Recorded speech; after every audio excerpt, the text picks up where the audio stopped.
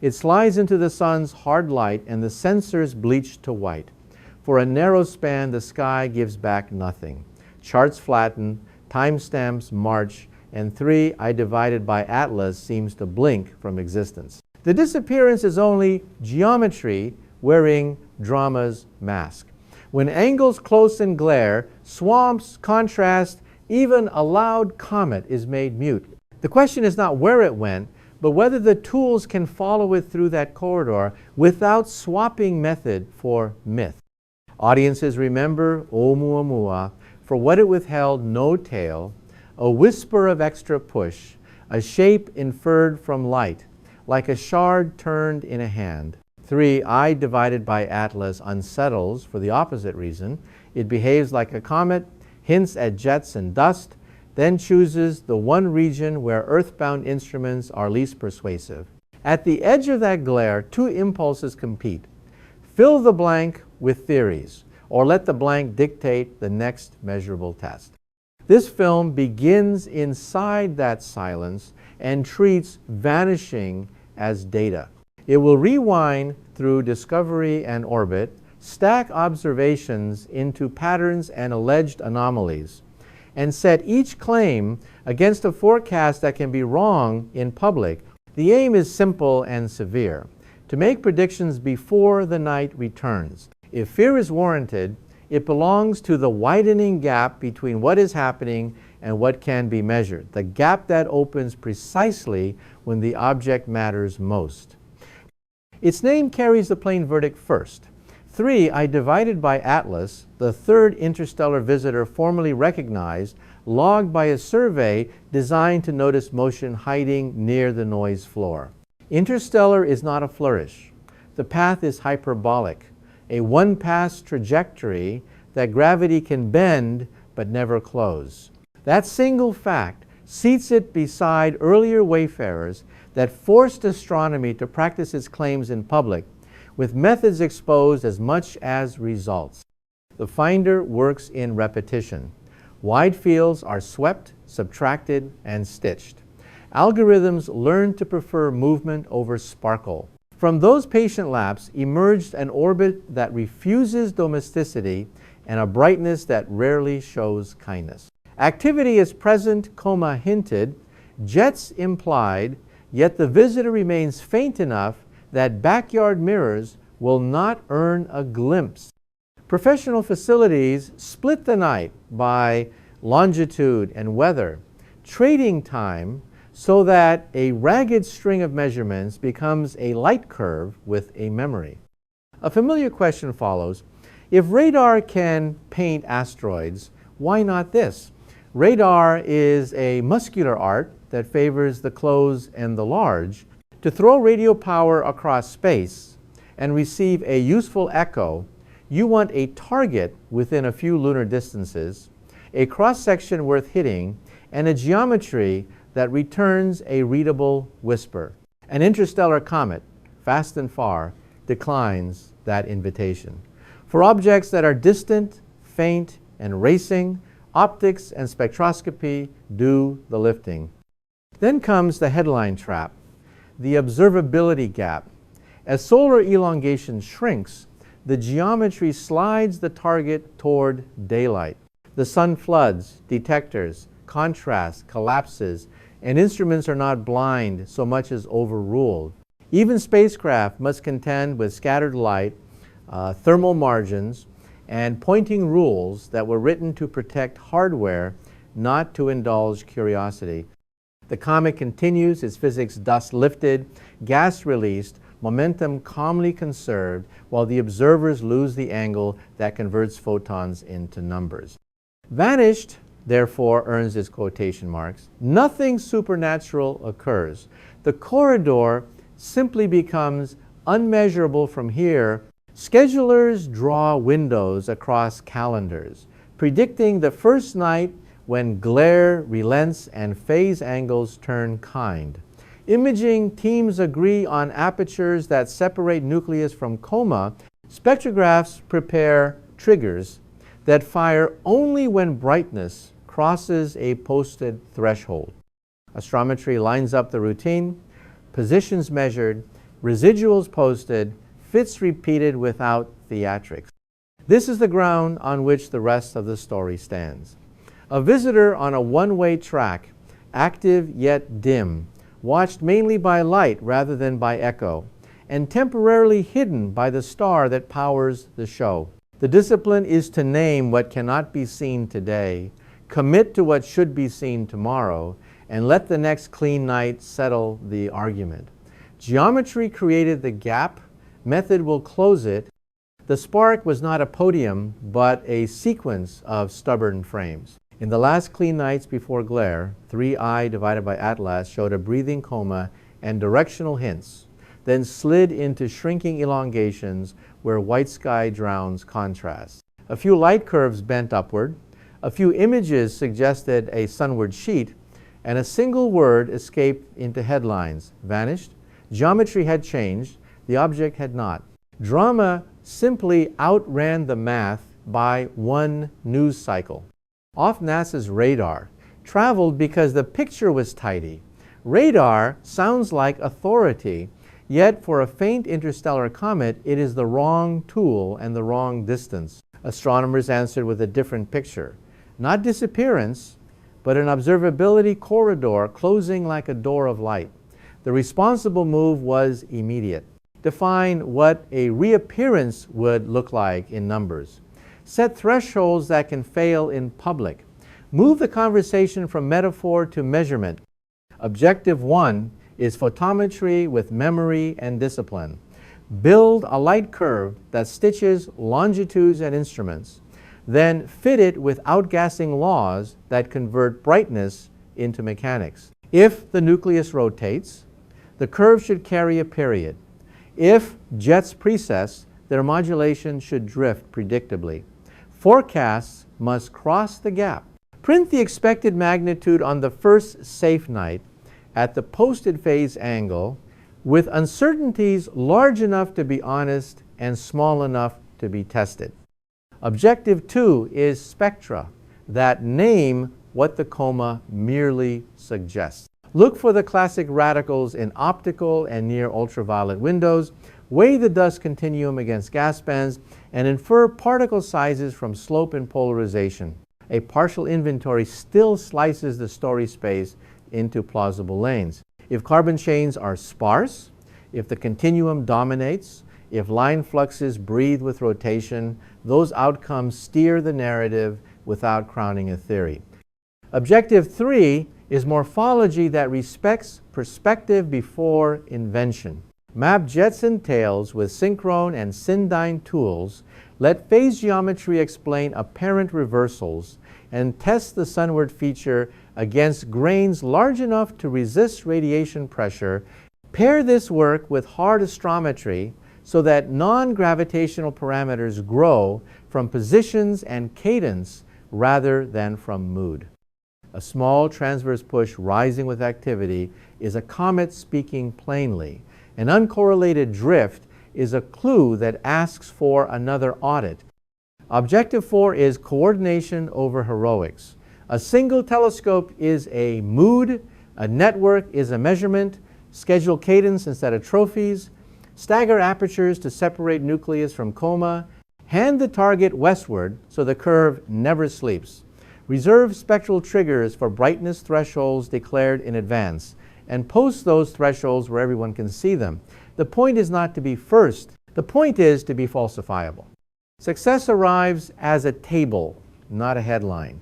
Predicted versus observed magnitudes. Line fluxes with uncertainties. Jet angles compared to modeled phase geometry. Astrometry that tightens fits rather than indulges them. If alleged anomalies deflate under method, that is progress. If any survive the audit, they inherit clear, testable claims for the window to come. The traveler may step out of the glare with fresh surprises, but the objectives guarantee that surprise lands inside a lattice sturdy enough to measure it. The ledger opens plainly. Repeated sweeps, careful subtractions, a moving point that refuses any closed path. Photometry gathered from staggered longitudes grows into a light curve with a shallow pulse, as if a thin scarf of dust breathes around a small, stubborn core. Morphology begins modestly coma bright toward the sun, a tail leaning away, then wavers as phase geometry tightens. Here the sequence matters more than any one image. Night by night the visitor performs, and then the angles close and daylight writes over the page. He retells the story as entries, not headlines. Early frames show a round, low-contrast coma. Later, a hint of texture implies directed release. Aperture choices alter numbers, so reports include both small and large apertures, annotated with seeing and sky background. Outliers soften when their conditions are spelled out, yet enough structure remains to suggest a rotation that is not leisurely. The stack has a pulse. The pulse demands a cause. The first advertised oddity is a tail that seems to point the wrong way. In a clutch of frames, the brightest extension sits sunward, as if radiation pressure forgot its job. He labels Anomaly 1, the persuasive anti-tail. Perspective can counterfeit defiance. Dust sheets, seeded by larger grains, launched earlier and slow to disperse, can appear to aim sunward when viewed at specific phase angles. Geometry, Earth, Comet, Sun, can persuade the eye that an old sheet is a new reversal. Facts rescue perspective from rumor. He overlays synchrone and syndyne maps that date dust by release time and sort particle sizes by their obedience to radiation pressure.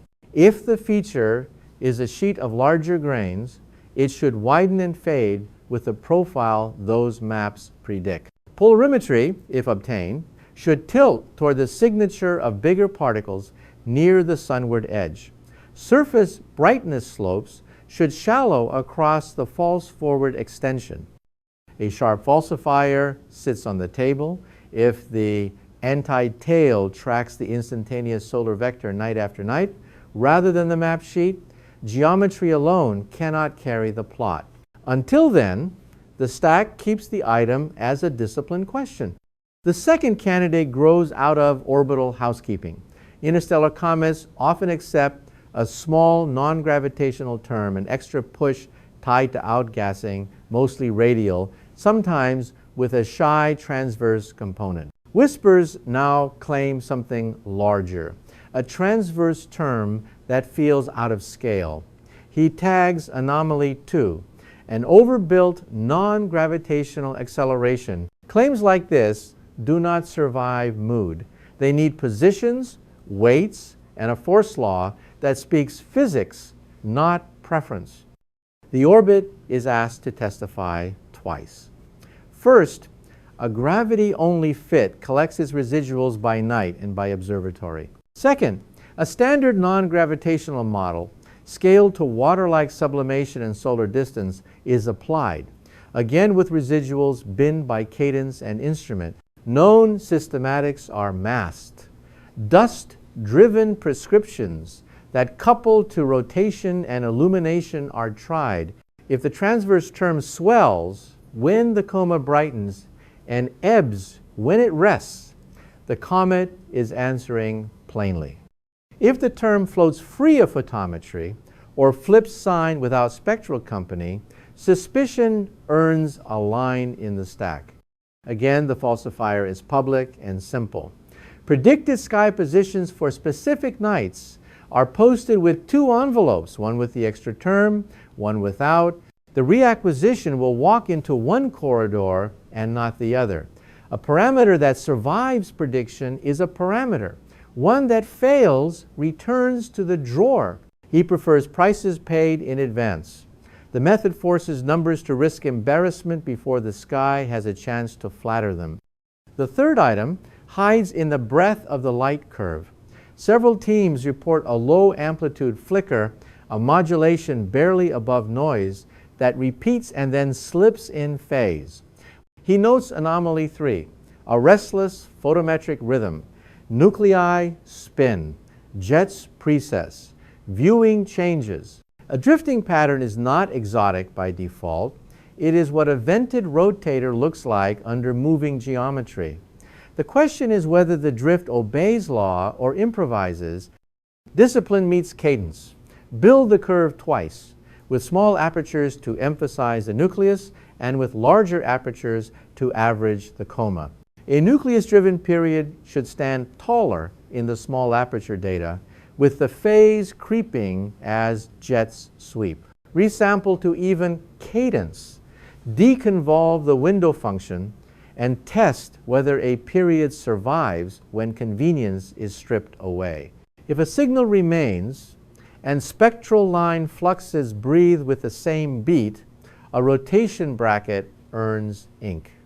If the flicker dissolves under regular sampling, it leaves politely as an artifact. By now, the stack begins to look less like a basket of riddles and more like a to-do list. Each candidate oddity arrives with a method, a prediction, and a planned embarrassment if it fails. That is not cynicism, it is economy. Nature is generous with misdirection, but the rules are patient. The work is not to canonize the strange, it is to give the strange an appointment on a named night under a measurable sky. A comparison keeps the audience honest. Oumuamua unnerved because it wore no comet's costume, no tail, brightness changes that favored an elongated body, and a whisper of extra push that had to be explained without visible outgassing. That assignment scraped nerves. 3i divided by Atlas, by contrast, wears the costume and then steps into the one corridor where our instruments argue with the Sunday. The discomfort comes not from silence in the data, but from silence imposed by glare. Restraint is not timidity. A true anti-tail that moves with the sun and mocks the maps would be a flag. A transverse push unmoored from activity would be another. A brightness rhythm that shrugs off cadence and rotation would be a third. 3 flags do not summon visitors from fiction. They summon better measurements. The stack's job is to convert appetite into protocol. Coordination turns that posture into practice. A single heroic exposure cannot arbitrate tail direction under daily geometry changes. One spectrum cannot settle a volatile inventory that evolves with distance and spin. The network answers with cadence over trophies, apertures declared in advance, sky conditions logged with the same care as target counts, phase angles chased even when clocks are unkind. As glare lifts, spectrographs stand ready behind magnitude triggers. Imagers report paired apertures. Astrometrists post nightly residuals rather than end-of-month verdicts. He writes one more safeguard into the plan: rehearsal by simulation. Before the window opens, synthetic frames are generated with realistic seeing, background, and instrument point spread. Pipelines are asked to recover planted anti-tails, planted rotations, planted astrometric shifts. If a pipeline hears beats that do not exist, humility rises. If it misses beats that do, cadence tightens. Rehearsal held before curtain is not theater, it is insurance. What survives this gauntlet graduates from anomaly to property. A mapped dust sheet that impersonates a sunward tail becomes a lesson in perspective. A non-gravitational term that scales with the breathing coma turns into calibration rather than crisis. A rotation beat that holds phase within uncertainties becomes a number worth printing. What fails joins a quiet museum of would-have-beens that every survey accumulates and every honest paper footnotes. The sequence closes by narrowing attention, not enlarging myth. The visitor will exit the sun's wash and the detectors will stop boiling white. If any oddity keeps its appointment, the ledger will record it with the same calm used to retire rumors. Wonder does not vanish when method takes the stage. It concentrates. Predictions placed on the table before nightfall will either sharpen or dissolve that wonder on the second night. That outcome clarity earned at risk is the only plot twist that astronomy should trust. The blank is shaped, not empty. Its edges are calculable, phase angles closing, solar elongation shrinking, detectors clipping, as the sun floods their wells. Inside that interval, every model must speak in the conditional. The coma should brighten by tenths, the tail should swing by measured degrees, the non-gravitational term should lean within a posted range. Silence forces grammar into numbers. Astronomers treat these bright days the way seismologists treat a locked fault, not as a pause in physics, but as pressure building where instruments cannot trespass. They scheduled predictions rather than reactions. Photometry teams published the first safe magnitude for reacquisition and the tolerance around it. Spectroscopists set trigger levels for bands that would betray fresh vents. Astrometrists post ephemeris envelopes with and without extra forces. Nothing in the sky has changed ownership, but accountability has moved from metaphor to forecast. Even a non-detection cuts stone.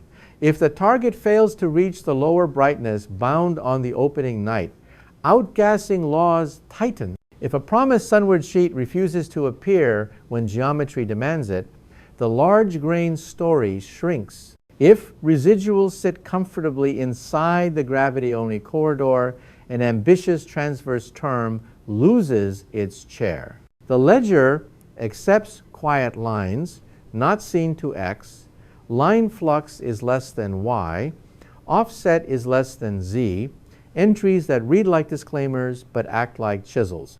Networks make the silence legible. When one longitude drowns in daylight, another approaches dusk.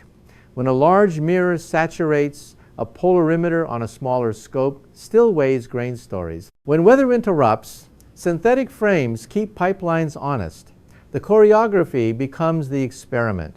Cadence agreed in advance, apertures paired, thresholds printed where everyone can see them. A missed forecast costs reputation, and precisely for that reason, it buys knowledge. Restraint is a method, not a mood. The visitor will step out from the sun whether or not our theories are graceful. The real risk is greeting it with claims that never faced a clock. Silence offers a kinder discipline. It asks us to write the test before the curtain lifts and then to let the sky grade it. What returns on the first clean night will not merely fill a gap. It will decide which sentences survive as measurements and which return to draft. He lays 3 working portraits on the table and asks each to sign a receipt before the sky reopens. None flatters a headline. Each is constrained by what has been measured and by what the next window can plausibly deliver. The goal is not a coronation.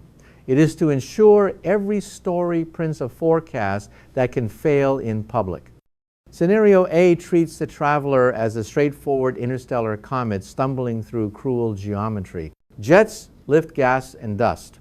Large, slow grains persist along sheets that can impersonate a sunward feature at certain phase angles. The light curve breathes with rotation. The orbit tolerates a modest non-gravitational push that rises and falls with activity. Boring only to the impatient, this picture predicts that any anti-tail will align with dated dust synchrones, that polarization will tilt toward larger particles near the faux sunward edge, and that transverse terms will track the coma's pulse rather than wander. The cost of distrusting scenario A is paid in missed craft. If the community chases exotica and skimps on geometry tests, the reacquisition will arrive with mismatched apertures, ragged cadence, and too few polarimetric points to weigh grain size. That loss is not scandal. It is a forfeited lesson. Interstellar visitors are rare classrooms in dust physics at interstellar speeds, spending the class hour on theatrics, taxes, the next comet as well. Scenario B offers a blended frame, a nucleus poor in easy volatiles, outgassing at low levels, with brightness and shape dominated by dust, physics, and scattering geometry. Here, the light curve keeps a gentle modulation, but declines faster than simple sublimation laws would guess. Spectra show a continuum that outweighs gas bands. Anti-tail claims shrink once phase geometry is modeled with large grains. Non-gravitational parameters survive, but tighten toward conservative values as astrometry lengthens. Its risk is elasticity. Blends are easy to announce and hard to falsify. The defense is to publish numbers with edges, a brightness corridor narrower than comfort, a polarization slope that implies specific grain sizes, and a calendar for when faint bands should cross detectability if vents are real. If those calls land, the blend earns respect. If they drift, the blend becomes an alibi disguised as insight. Scenario C keeps a narrow door open for a remainder that endures after audits. Perhaps a small transverse force that refuses to scale with activity, or a persistent feature that fits neither mapped dust sheets nor the anti-solar vector. It does not promote artifacts to visitors from fiction. It notes a residue that survives simulation, cadence, and cross-checks. The forecast here is sharp despite its humility. Forked ephemerides that separate gravity only from extra-force models by measurable arcseconds, and morphology predictions that commit to angles on named nights. The costs of Scenario C are twofold. First, it demands a campaign rather than a cameo, multiple longitudes, repeated nights, and instrument modes that rarely share the same schedule. Second, it risks narrative inflation. A remainder that refuses to yield will draw microphones. Microphones will draw claims. Claims will outrun tests. The antidote is to publish falsifiers before applause, so enthusiasm lands on pavement rather than mist. He stacks the receipts beside the stories. For A, synchrone overlays, polarization targets, phase-aware light curve fits, and non-gravitational terms that breathe in step with photometry. For B, a continuum threshold that subdues classic radicals, a decline law that outpaces naive sublimation, and a polarization slope that pins grain sizes. For C, ephemeris forks and tail angle forecasts with pre-committed uncertainties so that one branch must fail. The ledger wants signatures from the future, not adjectives from the present. There are quieter costs that never make a graphic. Nights assigned to a traveler that proves ordinary delay surveys that guard planetary defense. Editorial oxygen spent on vanished stars, advances that never needed a headline. The film reads this budget line aloud because curiosity, like money, can be misallocated. We pay either in rigor now or in confusion later. When he totals the column, a steady theme returns. The universe seldom withholds wonder, but it insists that wonder be earned. A plain comet under hard geometry can still teach grain physics at a scale no lab can touch. A blended case can sharpen habits by forcing forecasts where comfort prefers blur. A survivor remainder can ennoble a network by demanding discipline across nights and instruments. Whatever the verdict, the purchase is only tragic if it buys nothing. Here, each road buys a clearer test, and a clearer test is the only coin that spends well after the credits. The next window is penciled first, then inked. As elongation grows, the object steps out of the sun's wash and back into night, where modest mirrors can work. Imaging teams open with tight apertures to catch the nucleus rhythm, then widen to lay dust sheets against synchrone maps. Spectrographs wait on the first clear evening above a forecast magnitude, ready to ask simple chemical questions before the coma evolves past them. Astrometry resumes with quiet repetition, because the sky rewards habits more than heroics. Priorities land in a narrow order. Photometry goes first to decide whether the engine is steady or stuttering. Spectra follow to weigh continuum against lines and to tell whether dust speaks louder than gas. Morphology closes the loop, testing alleged anti-tail geometry now that phase angles turn kind. Across longitudes, a relay carries the target westward so the curve does not sleep. If constraints allow spacecraft angles off the sun, add polarization that ground telescopes cannot hold, turning a network into a single instrument stretched around the planet. Discriminants are posted where all can see them. Scenario A lives on correlation. Non-gravitational terms must breathe with the coma. Sunward features must sit on dated dust sheets. Polarization should tilt toward larger grains at the faux sunward edge. Scenario B commits to restraint, spectra subdued, a decline faster than simple sublimation, and a polarization slope that narrows particle size.